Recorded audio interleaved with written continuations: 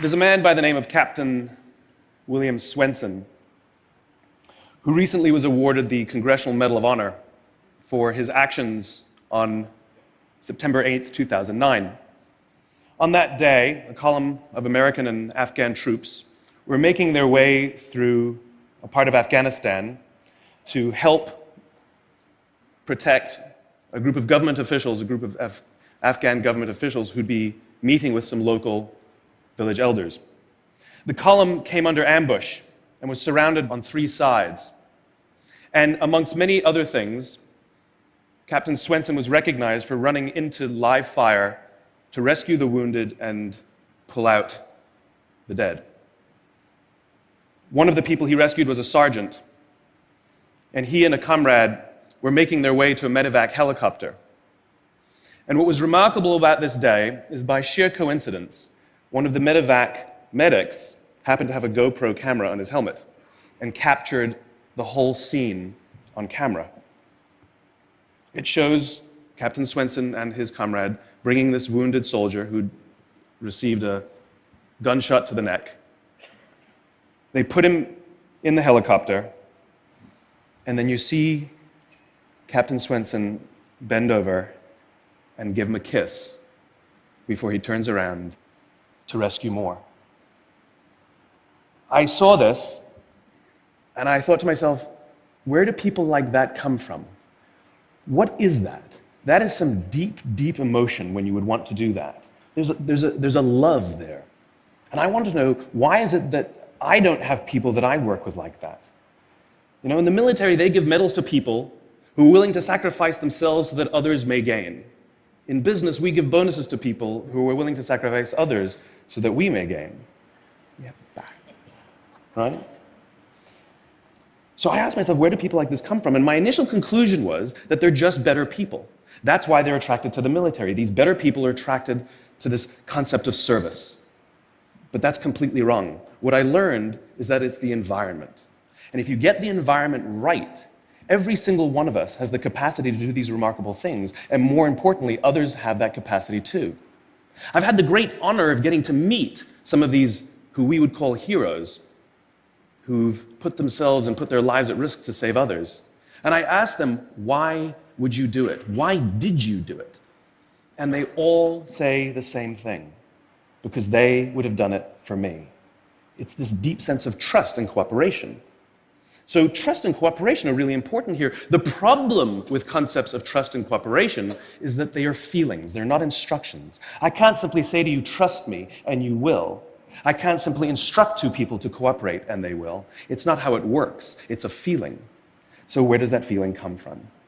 If you go back 50,000 years to the Paleolithic era, to the early days of Homo sapien, what we find is that the world was filled with danger. All of these forces working very, very hard to kill us. Nothing personal. Whether it was the weather, lack of resources, maybe a saber-toothed tiger, all of these things working to reduce our lifespan. And so we evolved into social animals, where we lived together and worked together in what I call a circle of safety, inside the tribe, where we felt like we belonged. And when we felt safe amongst our own, the natural reaction was trust and cooperation. There are inherent benefits to this. It means I can fall asleep at night and trust that someone from within my tribe will watch for danger. If we don't trust each other, if I don't trust you, that means you won't watch for danger. Bad system of survival. The modern day is exactly the same thing. The world is filled with danger, things that are trying to frustrate our lives or reduce our success, reduce our opportunity for success. It could be the ups and downs of an economy, the uncertainty of the stock market. It could be a new technology that renders your business model obsolete overnight. Or it could be your competition that is sometimes trying to kill you, it's sometimes trying to put you out of business, but at the very minimum is working hard to frustrate your growth and steal your business from you. We have no control over these forces. These are a constant, and they're not going away. The only variable are the conditions inside the organization. And that's where leadership matters, because it's the leader that sets the tone. When a leader makes the choice to put the safety and lives of the people inside the organization first, to sacrifice their comforts and sacrifice the tangible results so that the people remain and feel safe and feel like they belong, remarkable things happen. I was flying on a trip, and I was witness to an incident where a passenger attempted to board before their number was called. And I watched the gate agent treat this man like he had broken the law, like a criminal. He was yelled at for attempting to board one group too soon.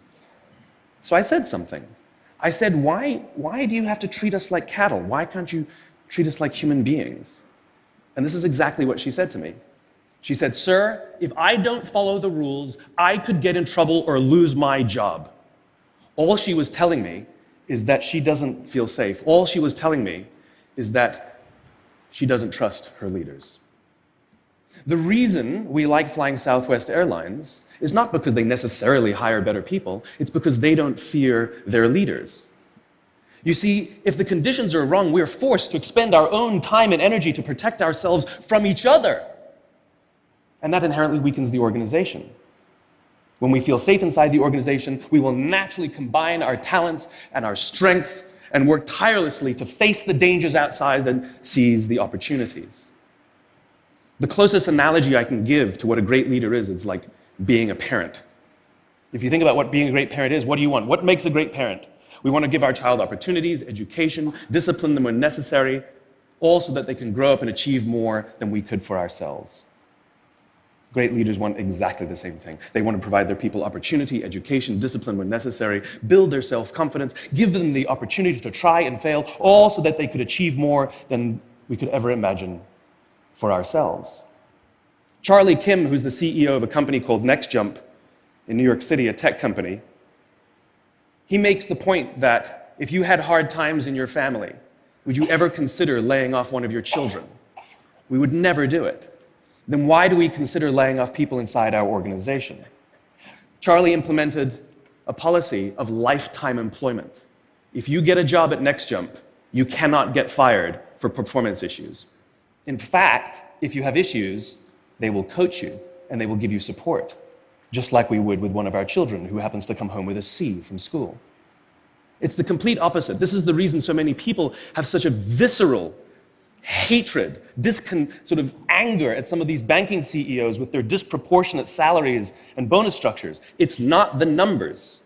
It's that they have violated the very definition of leadership. They have violated this deep-seated social contract.